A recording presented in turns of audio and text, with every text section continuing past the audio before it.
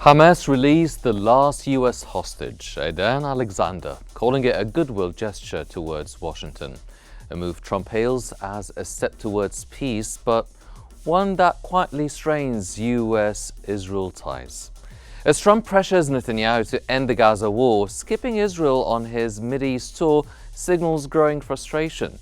U.S.-Hamas talks raise questions. Is Washington redefining its role in the conflict? With humanitarian collapse looming in Gaza and the possibility of Netanyahu's coalition fraying, the balance of power and policy is shifting fast. I'm Henny Saif, and this is Think Tank.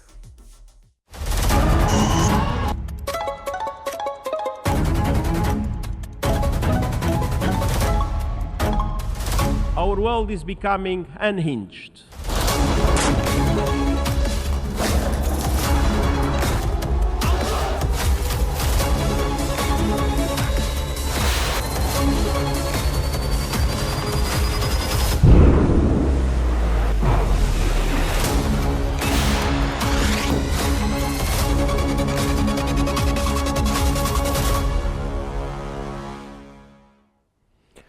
Welcome back. Qnews has reported that Hamas initiated secret back-channel talks to secure the release of Aidan Alexander, the last American detainee in Gaza.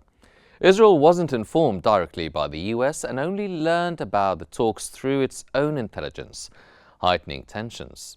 Trump didn't commit to ending the war, but hinted at possible future pressure on Israel, according to Qnews. Trump, who has been frustrated at times by Netanyahu's intransigencies, could still decide to apply more pressure at some point soon. Talks now shift to Doha, where Witkoff and Israeli negotiators will explore a broader ceasefire and hostage deal, though Israeli officials think chances for a breakthrough remain low.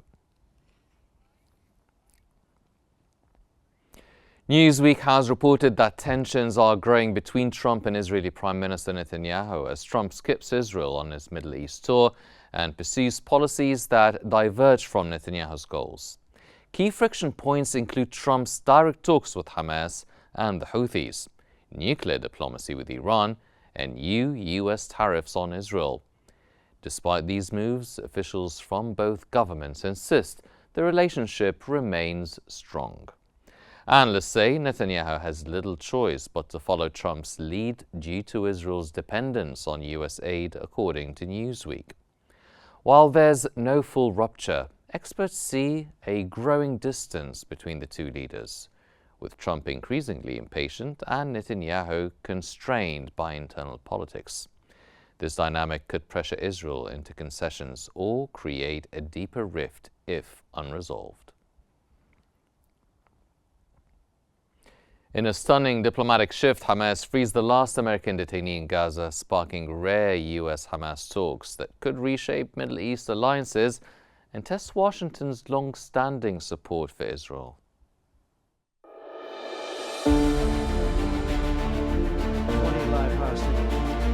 In a dramatic shift, Hamas releases Aidan Alexander, the last living American citizen held in Gaza, a move President Donald Trump hailed as a step taken in good faith. Trump framed the release not just as a humanitarian breakthrough, but as a potential turning point, urging an end to what he called the brutal conflict. His words hint a growing unease with Israel's military aggression, yet Netanyahu refused to thank Trump.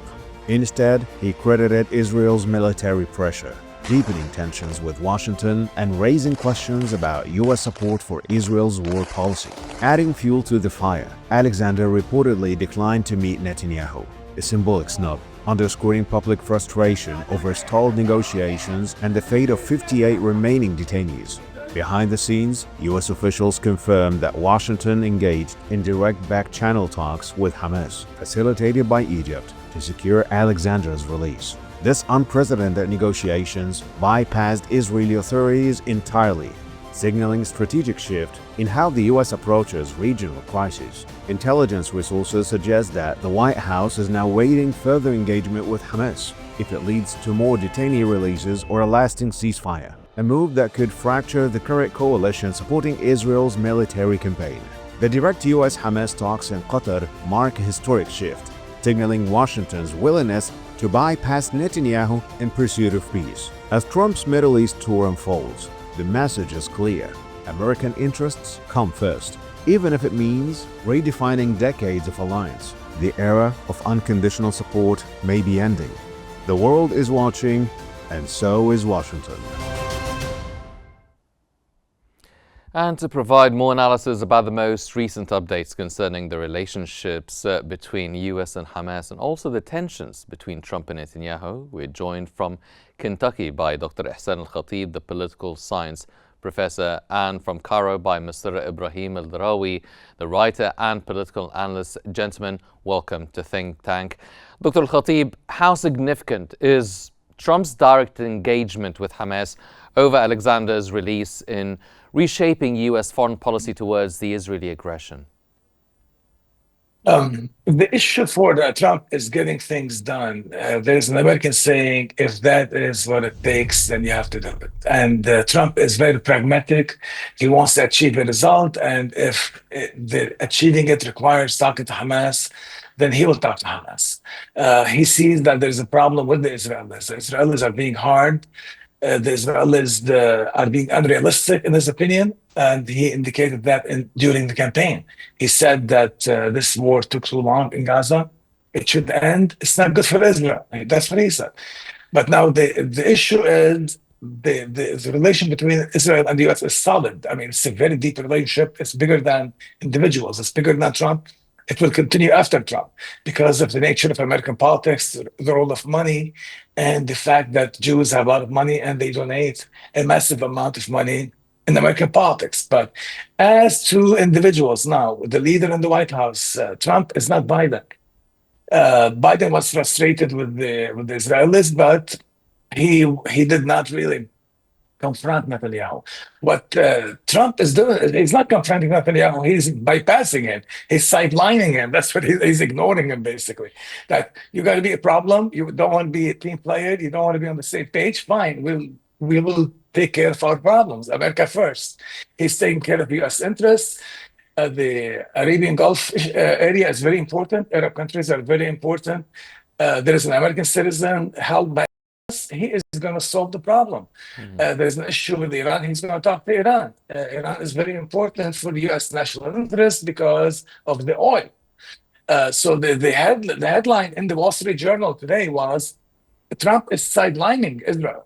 In the past, I remember when Biden was in the White House, the Wall Street Journal wrote how Israel is blindsiding and sidelining the U.S. Now it's not the case anymore. That basically Netanyahu is left behind. Well, Mr. Darawi, what message does Hamas's release of the last U.S. detainee send to Washington? What leverage might it hope to gain from this gesture? The U.S. got their citizen. What does Hamas get?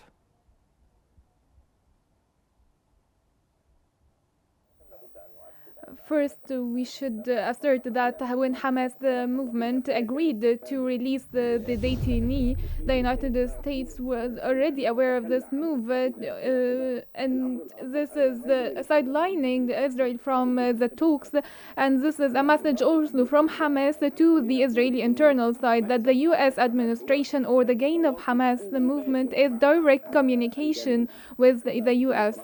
Let's honestly and frankly state that Hamas is classified for the United States as a terrorist organization, and today they are sitting with the senior officials from the United States to talk and discuss and consult and come up with a deal, which is, by the way, a deal between Hamas and the U.S. administration directly. This is one thing. The other thing is it's a message to Israel that the Benjamin Netanyahu government was not able to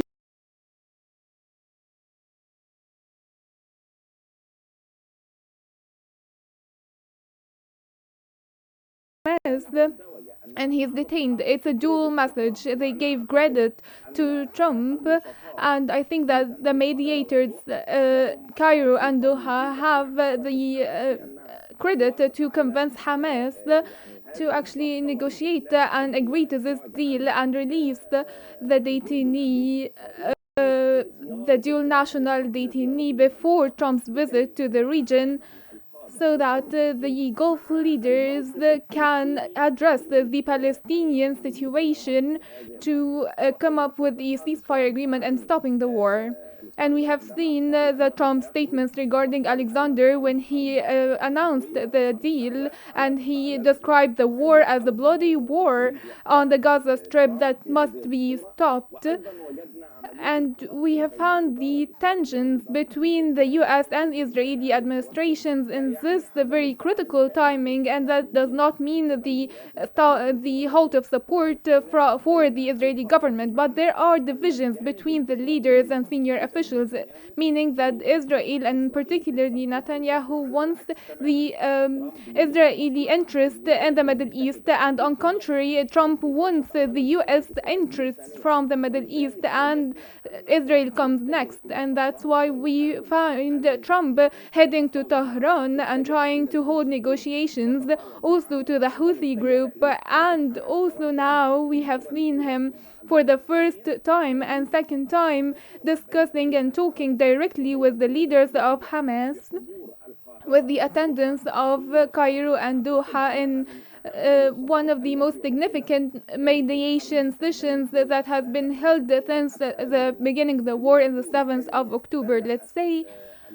that the US administration is starting to seek and understand that Benjamin Netanyahu is going after personal interests and the interests of the far right that might actually destroy Israel.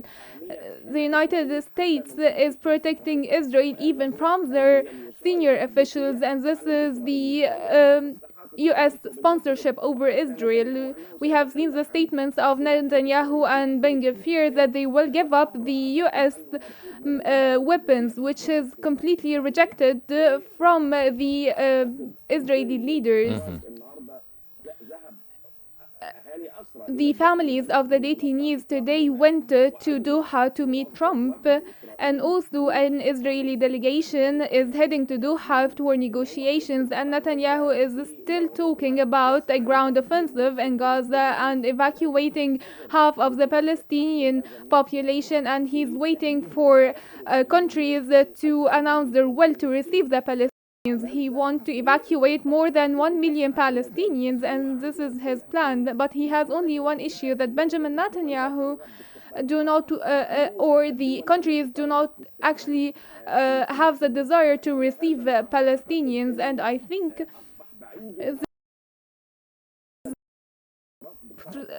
thing to happen now after the rejection of Cairo, Jordan, and all the Arab nations in the Arab Summit held in Cairo. And let's say that the US administration is starting to understand the Egyptian and the Arab stance towards what's happening in Palestine.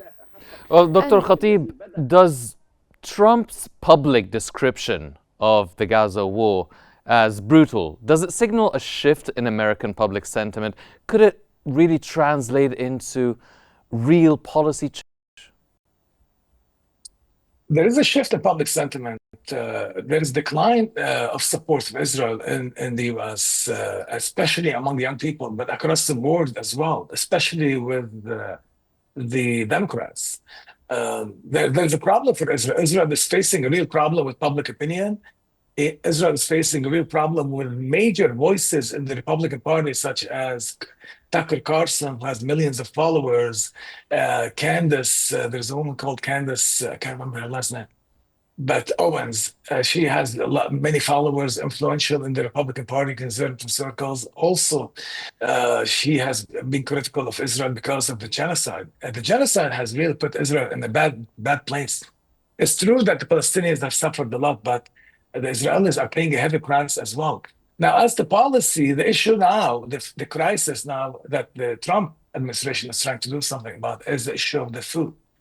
The idea of solving the problem is a challenge. And American policy has realized for years that real solution is not possible. That's why the US manages the conflict.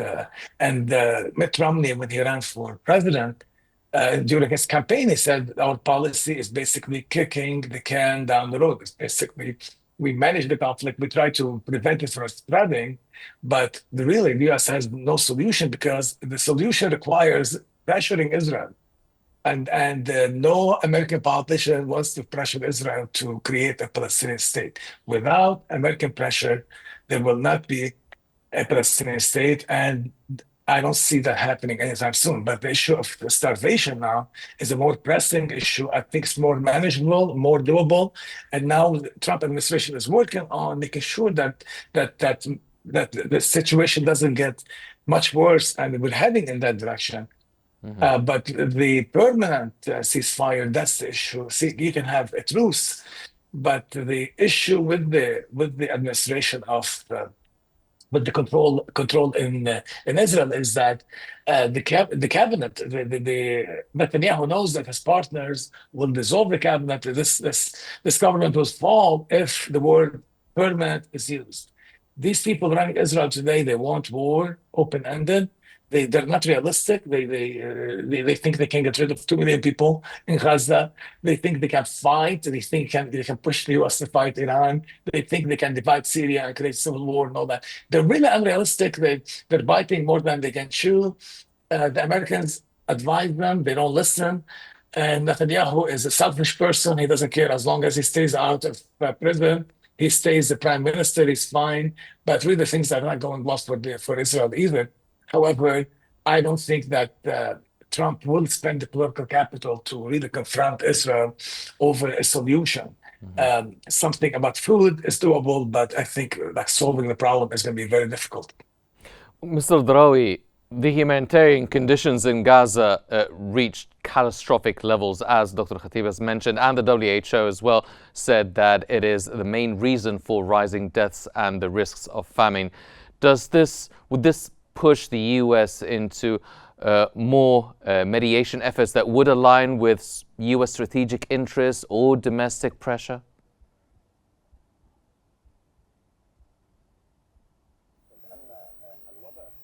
I think that the health and the food situation in the Gaza Strip and the CSOs conveying and portraying the picture of what's happening in Gaza are embarrassing Trump and the international community, and now it's embarrassing to Trump to come to the Middle East while a systematic starvation is being practiced as a weapon, which is a weapon that has never been used before in any type of war. No one had the audacity to use that starvation as a weapon against the enemy, and I think the US administration does not want this to happen, and already some humanitarian aid is being entered. Trump was able to make that happen. Yes, there are not enough, but we can read the scene that the US administration is seeking today to conclude a deal.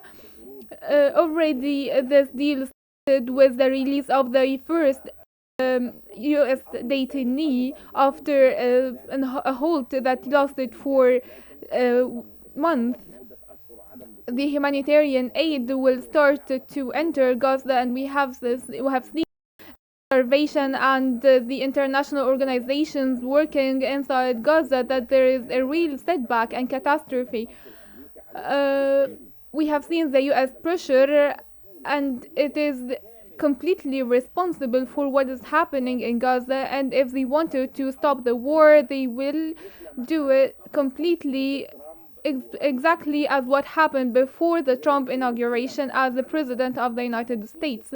Let's say that what happened before Trump assumed office and the envoy that was sent to Netanyahu, as he scolded Netanyahu to stop the war and start the negotiations, because he is a man who came to stop the war. And Benjamin Netanyahu was able to send messages, whether through his wife to Trump or through senior officials from the Congress and the Senate, messages to Trump, and resume his negotiations and talks with Trump with his first visit to eliminate the Hamas movement and bring back the detainees in a few days.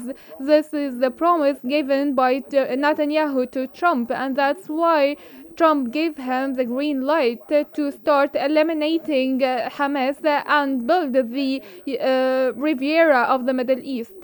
Netanyahu was never able to achieve any of his goals agreed upon with Trump, and the Trump's visit was all to no avail. And the relationship between Netanyahu and Trump now is witnessing a lot of tensions, as it is not meeting the interests of Israel or America.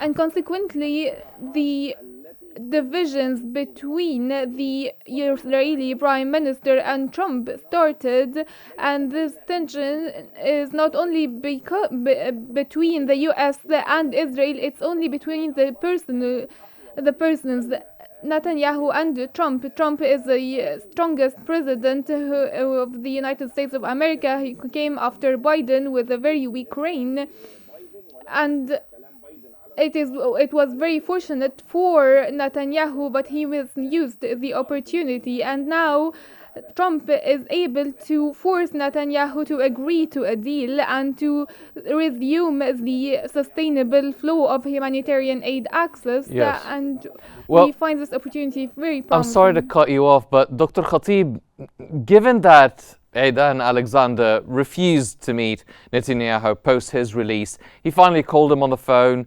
How much damage has been done to the symbolic unity between US and Israeli narratives? Are we going to expect more back-channel talks between the US and Hamas then? Yes, I think that the US will continue to deal with Hamas if the US needs to do that. And I think it's driven by the needs of the US.